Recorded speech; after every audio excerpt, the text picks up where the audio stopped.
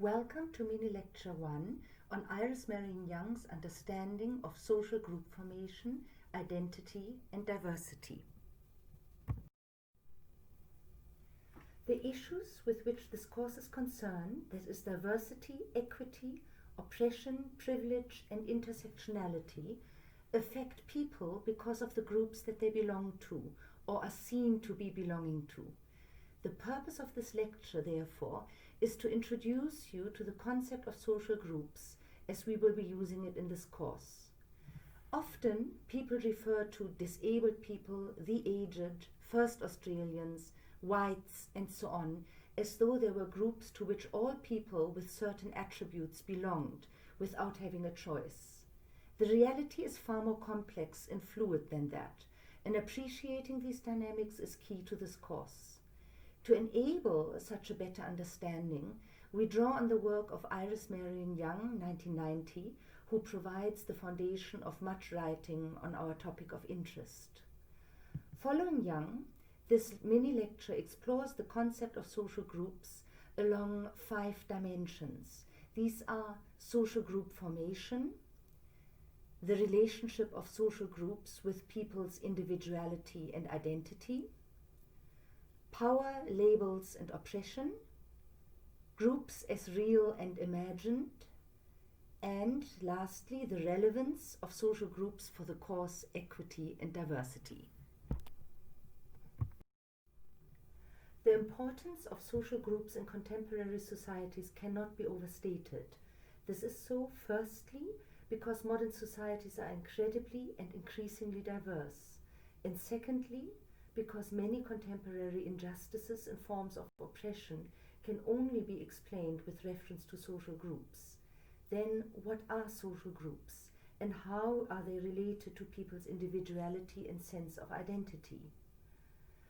Iris Marion Young says that social groups are differentiated from at least one other group by cultural forms, practices, experiences, or ways of life. By this she means that any one group can be identified by its difference from at least one other group.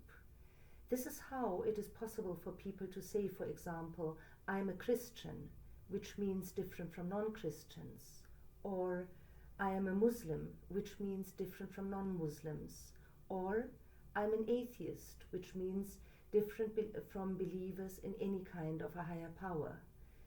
This example also demonstrates another important point made by Young, and this is that social groups are fundamentally intertwined with the identities of the people described as belonging to them.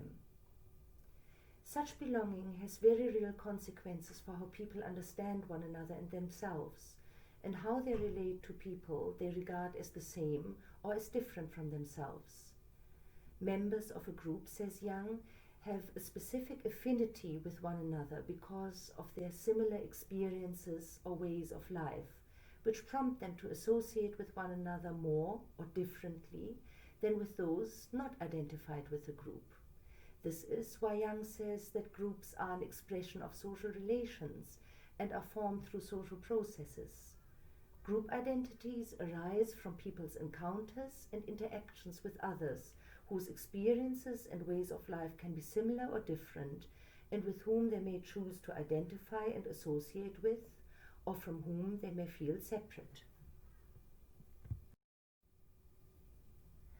Groups such as ethnic minorities, queers, the aged, people with different abilities, religious minorities, and so on, are more than mere combinations of people. Some groups are highly visible and share particular attributes, for example, skin tone, ways of dressing, or a particular inability or unwillingness to do something. Yet, being visible or in some other ways identifiable does not constitute a group or a group membership. Instead, being a member of a group means sharing such things as a sense of identity, a certain social status, or a common history that such status can produce. Note, however, that sometimes objective attributes are a necessary condition for classifying oneself or being classified by others as belonging to a particular social group.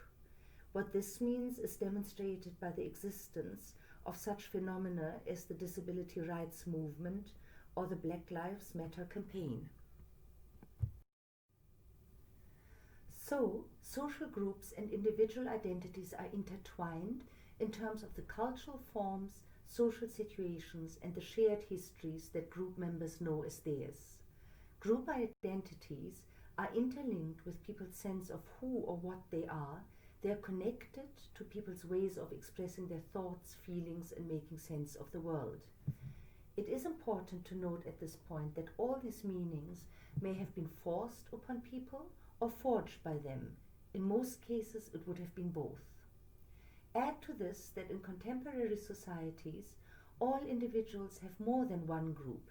In fact, most have many groups with which they identify. So, for example, it is possible to be a black rural woman, or a transgendered atheist male, or a white Australian Muslim. The multiplicity and combinations of group identities are innumerable, yet, depending on time and place, some identities carry more significance than others. This is often linked to issues of power and the power of some groups to label, stigmatize, marginalize, exploit, or exert violence upon others. We return to this phenomenon on the next slide, but in fact, the whole remainder of this module is concerned with these issues. At this point, it suffices to point out that in spite of the irresolvable interconnection of individuals with the groups to which they feel they belong or are said to belong, people can transcend or reject particular group identities. They can self-identify and develop individual styles in ways that are independent of their group identities. They can leave certain, but not all, groups. And they can redefine the meaning and norms of some, but not all, of the groups to which they belong. To give a few examples, it is generally possible to cease to be a member of a particular religious group. It is possible to acquire a disability, and funds permitting, it is possible to change one's gender. It may be hard, but not impossible, to improve one's class position, but it is impossible to change the color of one's skin. Yet, what is possible is to change one's views on what it means to be a Muslim or an African or white.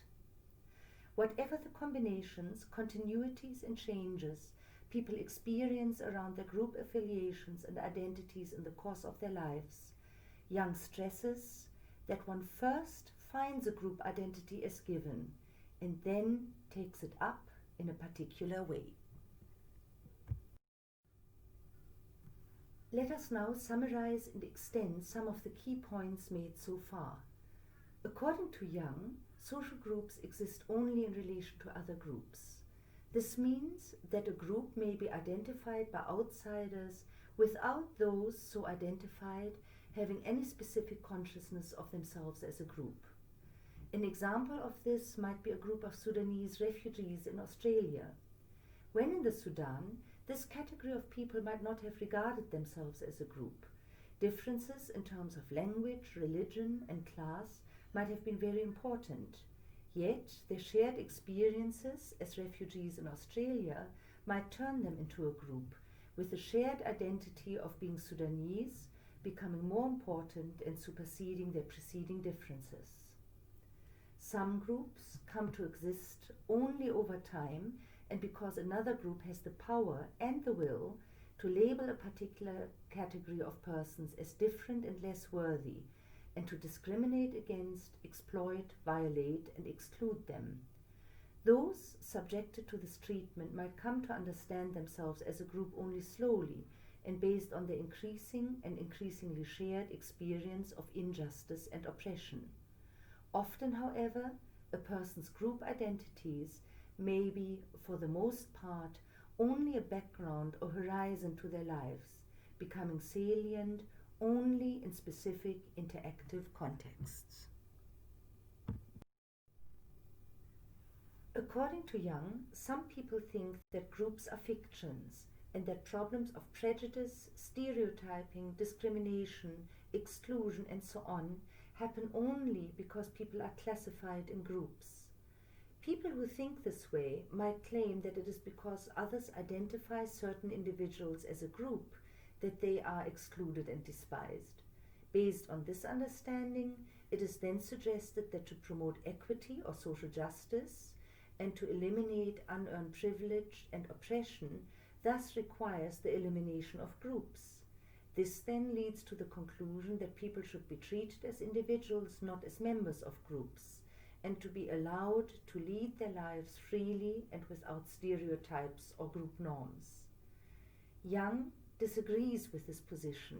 She states that it is foolish to deny the reality of groups and stresses that people retain and renew such identifications as ethnicity, locale, age, sexuality, or occupation throughout their lifespans.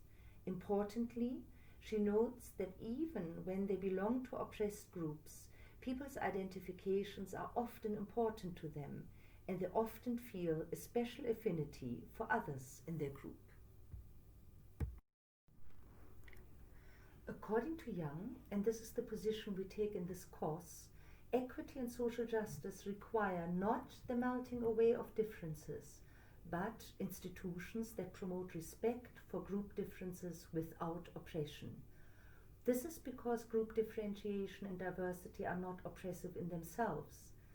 Instead, whether a group is oppressed and its members experience injustice depends on whether they are subjected to one or more of the following conditions: exploitation, marginalization, powerlessness, cultural imperialism, and violence. We will explore these 5 dimensions of social injustice, or phases of oppression as Young calls them, further down in topic 3.1. To remain respectful of diversity while at the same time promoting equity and social justice, it is necessary to conceptualize groups as follows.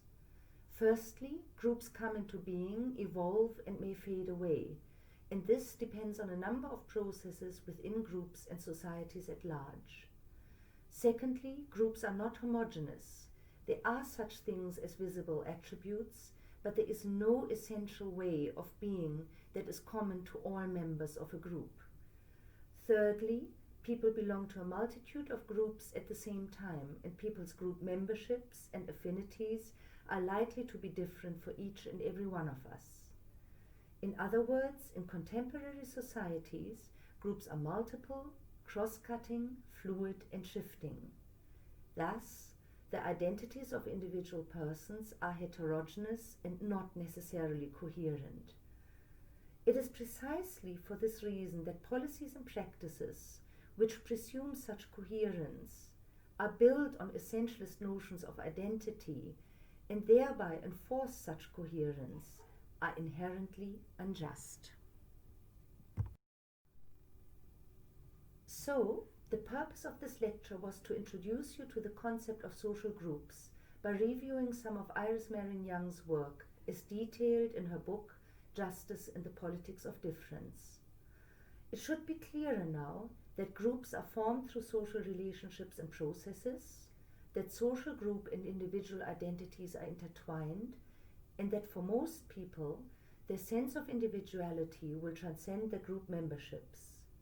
It should also be clearer now that social injustices and oppression are the outcome of different levels of power between groups, that social injustices and oppression would not disappear simply as the result of disregarding difference and of regarding ourselves and one another as the same, and that finally, equity and social justice must be promoted at the same time as we remain respectful of diversity and difference. In the remainder of this section, we will consider how other writers on the topics of social justice and anti-oppression have taken up Young's understanding of social groups, focusing on Dominelli. We will also explore an example that demonstrates the relevance of social group formation, identity, and diversity in Australia today.